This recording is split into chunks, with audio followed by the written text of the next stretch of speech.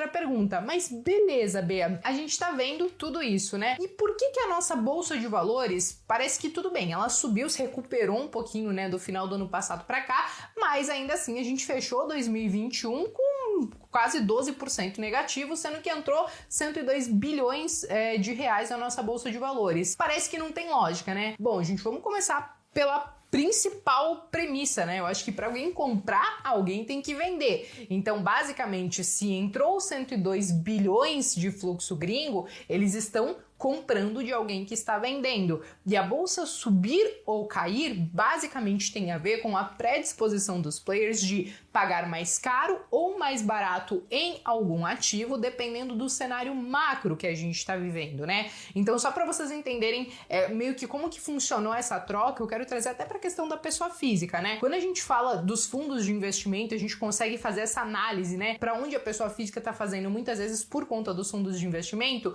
o que a gente teve, né, até novembro de 2021? A gente teve um saque, né, uma retirada de mais de 426 milhões de reais de fundos de ações, e em contrapartida, o que a gente teve então para os fundos de renda fixa foi uma captação líquida de mais de 275 bilhões de reais, o que é grana pra caramba. Então, o que a gente viu do comportamento, né, do brasileiro como um todo? Taxa de juros subindo, muita gente não querendo correr o risco de uma bolsa de valores, acaba indo muitas vezes para a renda fixa, enquanto o gringo muitas vezes olha para o preço da nossa bolsa de valores, vê que está relativamente barato e começa a alocar os seus recursos. Então, ao mesmo tempo que tem muita gente aqui, provavelmente, que está vendendo, eles estão entrando. E aqui tem muita gente que está indo para a questão da renda fixa.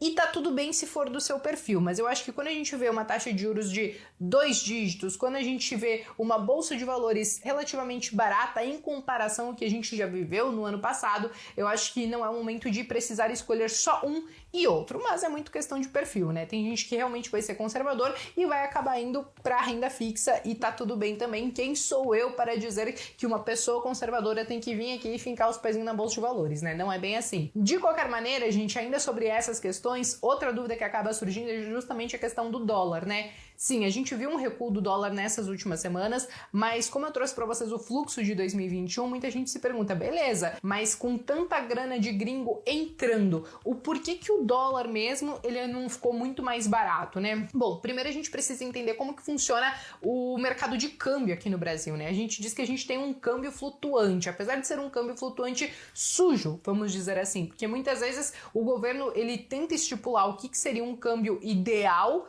para o país, e aí ele pode entrar fazendo alguns leilões, alguns swaps para tentar controlar o preço do dólar. Mas basicamente esse câmbio, ele é negociado diariamente no mercado, na bolsa de valores, e então dependendo do apetite a risco dos investidores e do cenário que a gente está enxergando, principalmente os institucionais estão enxergando, esse dólar ele pode subir ou pode cair, não dependendo única e exclusivamente, por exemplo, da entrada desses investidores gringos na nossa bolsa de valores. Como a gente tem então esse câmbio flutuante sujo, que a gente chama, então ele pode ir aí para o lado que ele quiser, claro, com algumas possíveis intervenções aí governamentais, beleza? Bom, pessoal, eu acho que basicamente